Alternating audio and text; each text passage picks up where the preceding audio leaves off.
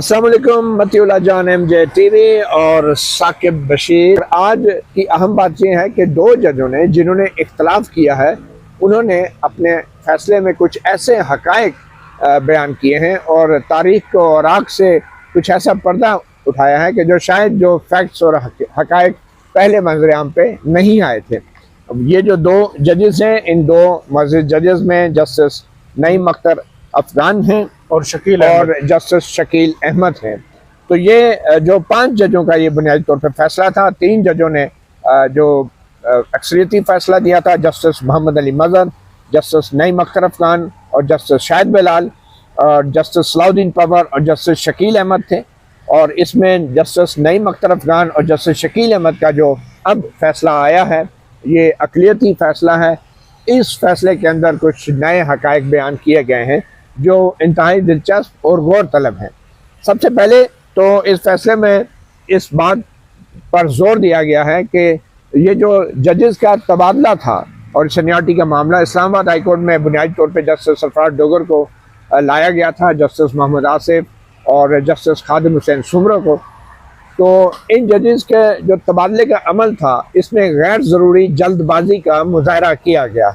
ये इस अक़लियती फैसले में इस चीज़ को हाईलाइट किया गया है। और उसके बाद ये भी इसमें इंकशाफ किया गया है इन दो जजों के मुताबिक कि बज़ाहिर हकायक और कानून के तनाज़र में इसमें बदनीयती का अंसर भी शामिल था। Malice in facts and malice in law, ये बदनीयती का अंसर भी इसमें शामिल था। और तीसरा जो नुक्ता इस फैसले में उठाया गया है, उसके मुताबिक जो आइन के आर्टिकल 200 की तशरीह की गई है, वो तशरीह भी गलत की गई है अक्सरियती फैसले में।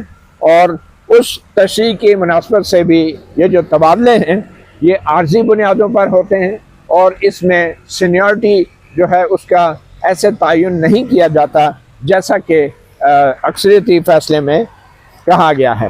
तो इस तमाम हकायक जो सामने लाए जाएंगे, इसके ऊपर मैं साकिब बशीर से भी जानना चाहूँगा। साकिब बशीर, सबसे पहले जो नए फैक्ट सामने आए हैं, इसमें जजेस के तबादले से पहले जुडिशल कमीशन के इजलास की कहानी बयान की गई है, जिसमें ये इंकशाफ किया गया है कि उस जुडिशल कमीशन के इजलास में बज़ाहिर सोचे समझे मंसूबे के तहत और जानबूझ के जो जजेस की तैनाती होनी थी, 5 जजेस की तैनाती होनी थी इस्लामाबाद हाई कोर्ट में, उसमें 5 की बजाय सिर्फ 2 की गई और 3 असामियाँ खाली छोड़ी गई।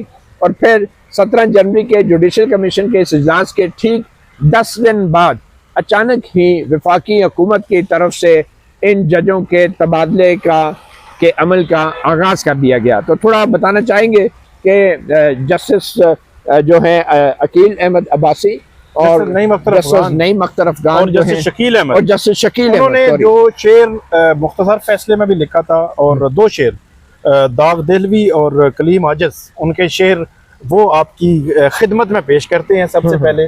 तो मेरे ख्याल में शेर भी बहुत कुछ बता रहे हैं। वो कहते हैं कि खूब पर्दा है कि चिलमन से लगे बैठे हैं, साफ छुपते भी नहीं, सामने आते भी नहीं। दाग देलवी का ये शेर है। मेरे ख्याल में इसी शेर पे बात कर लेते हैं। ये बुनियादी तौर पे ये कहना चाह रहे हैं कि मुकम्मल हकायक हुकूमत सामने नहीं ला रही और जो समरी मूव की गई थी उसमें भी हकायक को छुपाया गया। बिल्कुल। और फिर बाद में ये बताया गया कि ये मुस्तकिल तैनातियाँ हैं और इनकी सीनियरिटी भी उनकी डेट ऑफ ओरिजिनल अपॉइंटमेंट से होगी। तो ये वो हकायक हैं जो सामने नहीं लाए गए।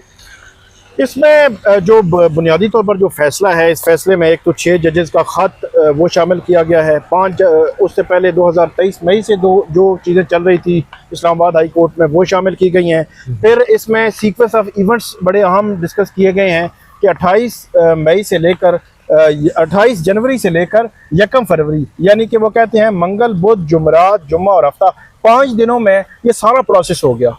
और उस प्रोसेस को जो जस्टिस नईम अख्तर अफगान वो कहते हैं कि ये पब्लिक इंटरेस्ट के लिए नहीं था, ये बाय डिज़ाइन था, इसमें बदनीति जो वो शामिल थी। और उस बदनीति का वो पस मंज़र ये देते हैं कि जस्टिस मोहसिन अख्तर कियानी, क्योंकि सीनियर 3 जज थे, उनको रोकना मकसूद था, तो इस वजह से ये प्रोसेस जो है वो किया गया। जस्टिस नईम अख्तर अफगान ये कहते हैं। फिर एक और बात उन्होंने की कि जो चीफ जस्टिस, बल्कि आप इस पे तजिया भी दीजिएगा, वो कहते हैं जी जो सीनियरिटी क्या होगी, हलफ दोबारा लेना है या नहीं लेना, उनकी पोजीशन क्या होगी, और ये जो 3 ट्रांसफर जजेस आ रहे हैं ये मुस्तकिल हैं या आर्जी, ये 3 चीज़ें उन्होंने कहा कि जो chief justice of Pakistan justice Yahya Afridi समेत इस्लामाबाद हाई कोर्ट, लाहौर, सिंध और बलूचिस्तान हाई कोर्ट के चीफ जस्टिस, 4 हाई कोर्ट्स के चीफ जस्टिस और एक 5वें चीफ CJP, इन 5 को आगाह नहीं किया गया कि ये जो सीनियरिटी क्या होगी, परमानेंट होंगे या जो है वो आर्जी होंगे, हलफ लेंगे या नहीं लेंगे। और वो ये कहते हैं आगे चलकर कि इन्होंने भी शायद नहीं पूछा होगा, लेकिन वो कहते हैं कि इनको अंधेरे में रखा गया। अच्छा, अब आप इस पे बात करें कि ये जो 4 चीफ जस्टिस थे, एक CJP थे, इनको अंधेरे में हुकूमत ने रखा, और उसके बाद ये 3 जो वो ट्रांसफरी जजेस आ गए, और उसके बाद सारे मामला उल्ट से पुल्ट जो है वो हो गए। क्योंकि इसी जजमेंट में नहीं, अख्तर अफगान साहब कह रहे हैं कि जो हाई कोर्ट है और डिस्ट्रिक्ट जुडिशरी है उसको अपना जो है वो उस पर मजबूत करना, अपना हाथ जो है, ये भी एक उसके अफेयर्स में मकसूद था कि जो ट्रांसफर जजेस हैं और एडिशनल जजेस हैं वो सारे मामला जो है वो संभाल लेंगे, जो हमें नजर भी आता है। तो क्या इनको अंधेरे में रखा गया है? देखिए, पहली बात तो ये है कि चीफ जस्टिस याह्या अफरीदी के हवाले से जस्टिस नईम अख्तर अफगान और जस्टिस शकील अहमद ने जो बात की है, मैं समझता हूँ ये चीफ जस्टिस याह्या अफरीदी को अपनी तरफ से तो ये शायद मार्जिन दे रहे हैं, फेवर दे रहे हैं, कि ये जाहिर कर रहे हैं कि उनकी बिल्कुल कोई जिम्मेदारी नहीं है। अगर उनके इल्म में ये चीज़ें होती तो शायद चीफ जस्टिस याह्या अफरीदी इसको रोक देते। मगर खुद चीफ जस्टिस याह्या अफरीदी का कंडक्ट आप देख लें ना। अब chief justice of Pakistan justice Yahya Afridi और जो हाई कोर्ट के चीफ जस्टिस साहिबान हैं वो रोटी को चोची नहीं कहते। ठीक है, वो इतने बेवकूफ़ नहीं हैं, वो इतने अनाड़ी नहीं हैं। ठीक है, और बहुत सारे अल्फाज हैं, लेकिन मुनासिब यही 2 हैं मेरे ख्याल में। ठीक है। तो मेरे ख्याल में ये जो चीफ जस्टिस के हवाले से कहा गया कि उनको बताया नहीं गया, ये मैं इससे इत्तफाक नहीं करता।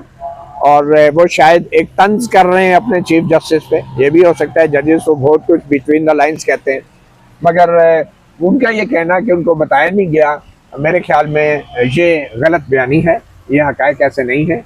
जो जस्टिस मोहम्मद अली मज़हर की जो तफसीली फ़ैसला है, जो अक्सरियती फ़ैसला 3 जजों का, उसमें उन्होंने इंकशाफ किया था कि चीफ जस्टिस याह्या अफरीदी शुरू दिन से जो हैं वो उस प्रोसेस शुरू होने से पहले वो राब्ते में थे लॉ मिनिस्ट्री से। ये बड़ा इंकशाफ था। बिल्कुल, बहुत बड़ा इंकशाफ। अच्छा, जस्टिस मोहम्मद अली मज़हर की बात इसलिए भी दुरुस्त लगती है कि चीफ जस्टिस याह्या अफरीदी ने जो 17 जनवरी को जो इजलास था जजेस की तैनाती का, जिसमें 5 जजेस को तैनात होना था इस्लामाबाद हाई कोर्ट में, उसमें सिर्फ 2 जजों की तैनाती होने दी और बाकी 3 की असामियाँ खाली छोड़ दी गई।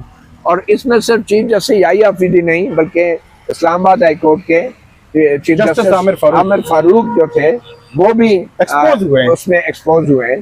क्योंकि 17 जनवरी को जुडिशल कमीशन का इजलास में 5 असामियाँ पुर की जानी थी, 2 पुर की गई, 3 खाली छोड़ी गई। और ठीक 10 दिन बाद 28 जनवरी को लॉ मिनिस्ट्री असम्बली मूव करती है उतनी ही जजों के तबादले के लिए जितनी असामियाँ जस्टिस याह्या अफरीदी और जस्टिस आमिर फारूक ने मिलकर खाली छुड़वाई थी। ठीक है, और इजलास मुलतवी कर दिया गया था।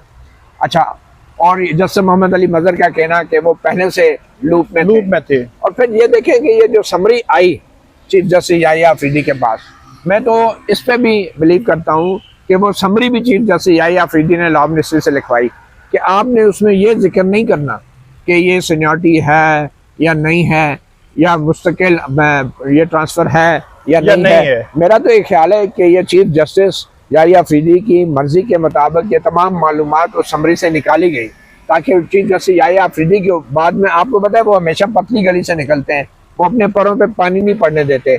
तो बाद में वही हुआ, चीफ जस्टिस याह्या अफरीदी ने कहा मेरे तो ख्याल में इस्लामाबाद हाई कोर्ट में जो चीफ जस्टिस के सीनियरिटी का जो मामला है वो तबादले वाले जजेस जो हैं उनको सीनियरिटी उसमें हुआ नहीं होनी चाहिए। जी, उसमें हुआ ये कि आपने पढ़ा होगा चीफ जस्टिस याह्या अफरीदी साहब का वो कंसल्टेशन का नोट, जिसमें उन्होंने कहा कि सिंध, बलोचिस्तान, जी, पंजाब, गुलदस्ता ठीक है ना, गुलदस्ता, बना रहे ये बात है 1 फरवरी की। जी। और 10 फरवरी से पहले इन जजेस ने, इस्लामाबाद हाई कोर्ट के जजेस ने जेसीपी को ये लेटर लिखा, और इस्लाम सुप्रीम कोर्ट के भी जजेस, जस्टिस मंसूर या जस्टिस अतर मिनल्ला, इन्होंने लेटर लिखा कि जेसीपी आमिर फारूक को ऊपर लाने के हवाले से मामला मौखर कर दे, क्योंकि वहाँ पे ट्रांसफर जजेस वाला मामला सुप्रीम कोर्ट आ चुका है, तो इसलिए मौखर कर दिया जाए।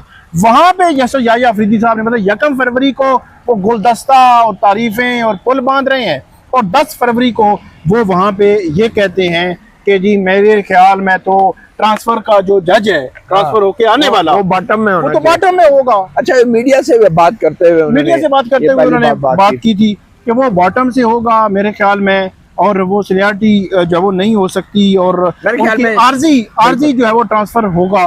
तो ये बात उन्होंने 10 फरवरी को वहां पर की, और अटॉर्नी जनरल ने तो इसके उनको मुखालफत की। उन्होंने कहा नहीं, वो मुस्तकिल है, और उसमें जो अंदाजा लगाएं कि जब हुकूमत को याया अफरीदी साहब की उन कंसल्टेशन की जरूरत थी, वो तो करवा ली, लेकिन जब बड़े मजमे में जारी का जुडिशल कमीशन एक बड़ा मजमा ही होता है ना, उसके सामने फिर बेइज्जत किया अटॉर्नी जनरल साहब ने। अटॉर्नी जनरल ने कहा कि तो ट्रांसफर होके आ रहे हैं ना, ये मुस्तकिल हैं, आप ये कह रहे हैं आर्जी हैं, ये मुस्तकिल हैं।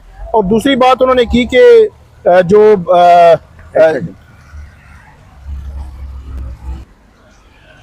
तो अटॉर्नी जनरल जो है, उन्होंने जो जुडिशल कमीशन का इजलास हुआ जिसमें वजाहतें दे रहे थे जनाब याया अफरीदी साहब कि जी नहीं जी, ये ट्रांसफ़र तो आर्जी है, ये ट्रांसफ़र होगी भी बॉटम से, इसकी सीनियरिटी होगी, लेकिन उन्होंने कहा नहीं नहीं नहीं नहीं नहीं, ये सीनियरिटी, ये ट्रांसफ़र मुस्तकिल है, और जो इसकी सीनियरिटी भी होगी वो टॉप से होगी।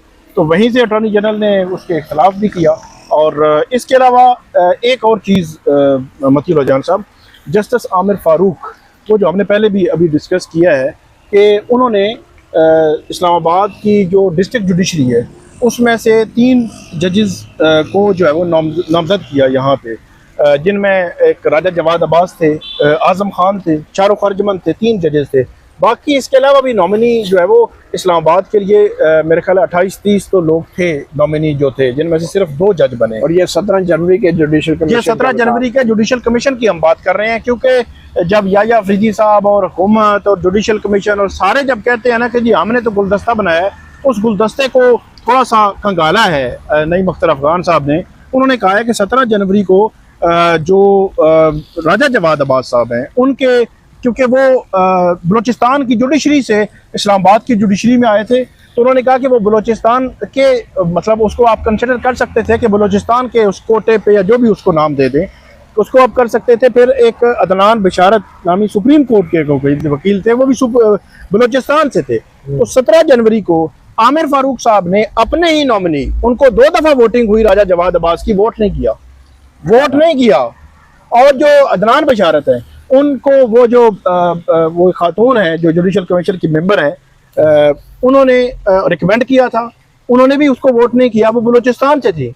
लेकिन अचानक 17 जनवरी के बाद 28 जनवरी को हुकूमत को भी याद आता है और चीफ जस्टिस ऑफ पाकिस्तान को भी याद आता है, ओहो हमने तो बलूचिस्तान से भी बंदा लेना है, हमने सिंध से भी और जो वो पंजाब से भी जो गुलदस्ता बनाना है। और इसमें वो एक और बात की गई है कि गलत मालूमात दी गई कि सिंध से आई कोई, सिंध से जो है वो समर इफ़त इम्तियाज थी। फिर कहा गया पंजाब से तो एक जज है, हालांकि बाबर सत्तार और ये सरदार जज साख खान भी पंजाब से थे उस वक्त, तो आमिर फारूक भी जो है वो पंजाब से थे। ये चीजें जस्टिस नईम अख्तर अफगान ने अपने अक़लियती फैसले में लिखी हैं, और उन्होंने सीक्वेंस ऑफ इवेंट्स एक जगह बताए हैं सारे। उन्होंने कहा कि जैसे ही 28 जनवरी को जेसीपी यानी कि जुडिशल कमीशन ऑफ पाकिस्तान की मीटिंग बुलाई जाती है कि 5 जो चीफ जस्टिस हैं हाई कोर्ट्स के, उनको सुप्रीम कोर्ट के लिए कंसिडर किया जाएगा। जेसीपी की मीटिंग बुलाई जाती है 10 फरवरी को। तो जैसे ही मीटिंग का सर्कुलर आता है तो साथ ही जनाब ये प्रोसीडिंग शुरू हो जाती हैं। ट्रांसफर जजेस के हवाले से समरी इनिशिएट करती हैं, सेक्रेटरी लॉ इनिशिएट करता है, वो प्रेसिडेंट प्राइम मिनिस्टर को भेजता है, प्राइम मिनिस्टर प्रेसिडेंट को सिफारिश करता है, प्रेसिडेंट से फिर लॉ मिनिस्ट्री में आती है, लॉ मिनिस्ट्री से फिर इन तीनों जजेस को भेजा जाता है, तीनों जजेस से फिर 4 चीफ जस्टिस को भेजा जाता है, फिर 5वें चीफ जस्टिस। तो सारा मामला वो कहते हैं कि 5 दिनों में होता है। वो अनड्यू हेस्ट, मतलब उसमें उन्होंने कहा कि इसमें तेजी जल्दी जो दिखाई गई है, इसमें बदनीति का अवसर जो है वो मौजूद है, और इसी वजह से उन्होंने इसको जो कहते हैं कि ये जो ट्रांसफर है वो ठीक नहीं हुई, प्रोसेस भी नहीं था। फिर उन्होंने एक और बात भी की, उन्होंने कहा ये पहली दफ़ा आर्टिकल 200 के तहत हाई कोर्ट के किसी एक जज को दूसरी हाई कोर्ट में ट्रांसफर किया जा रहा था, पहली दफ़ा।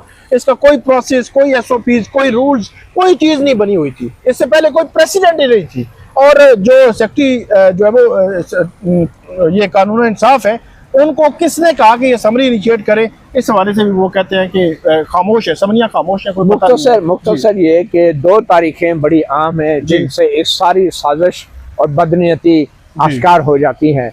वो हैं 17 जनवरी को इस्लामाबाद हाई कोर्ट में 5 जजों की तैनाती के लिए जुडिशल कमीशन का इजलास, जिसके अंदर जानबूझ के 5 की बजाय सिर्फ 2 जजों की तैनाती की जाती है।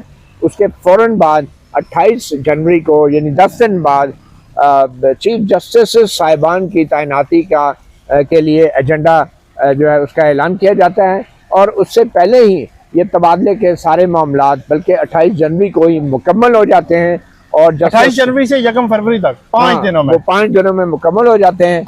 और फिर उसके बाद जस्टिस सरफराज डोगर जो है वो चीफ जस्टिस बन जाते हैं। तो जस्टिस नईम अख्तर अफगान और जस्टिस शकील अहमद वो ये कहना चाह रहे हैं कि इस सारे अमल के पीछे बदनीयती का अंसर शामिल था, चाहे वो मैलिस इन फैक्ट है, चाहे वो मैलिस इन लॉ है। और जो वफाकी हुकूमत है उसने बज़ाहिर बदनीयती के साथ ये सारे तबादले किए हैं और इसमें कोई पब्लिक इंटरेस्ट का अंसर शामिल नहीं है। मगर साकिब बशीर, मैं फिर ये कहूँगा कि मुझे इसमें सबसे अहम किरदार चीफ जस्टिस याहिया आफरीदी का लगता है, जिनका पब्लिकली कुछ और मौक़िफ़ था, लेकिन दरपर्दा जो है पसे पर्दा जो है मामलात कुछ और चल रहे थे। और जस्टिस नईम अख्तर अफगान का ये कहना कि उनको नॉलेज नहीं था, ये इससे मैं इत्तफाक नहीं करता। मेरे ख्याल में ये सारा अमल जो है, ये सारा प्रोसेस जो है जस्टिस मोहम्मद अली मज़हर ने इसलिए प्रेसिडेंट को रिमांड किया है और नए सिरे से सारी कंसल्टेशन के लिए नहीं लिखा कि जस्टिस मोहम्मद अली मज़हर के मुताबिक चीफ जस्टिस को ये अच्छी तरह पता था कि ये सीनियरिटी जो है होगी, तबादला शुदा जजों को उनको मिलेगी और ये तबादले भी मुस्तकिल बुनियादों पे हैं। अब इसके हवाले से चीफ जस्टिस याहिया आफरीदी जो बातें करते रहे हैं जी, तो वो तो यही कहते रहे ना कि ये सीनियरिटी बॉटम में होगी। तो अगर जस्टिस मोहम्मद अली मज़हर की बात पे माना जाए तो इसका मतलब है चीफ जस्टिस याहिया आफरीदी जो ये तासुर देते रहे हैं कि वो सीनियरिटी के मामले पे बड़ा सख्त मौक़िफ़ रखते हैं, तो वो झूठ बोल रहे थे। वो झूठ इसलिए बोल रहे थे कि जस्टिस मोहम्मद अली मज़हर के मुताबिक उनके इल्म में ये सारी बातें थी, सीनियरिटी भी और मुस्तकिल तबादला भी।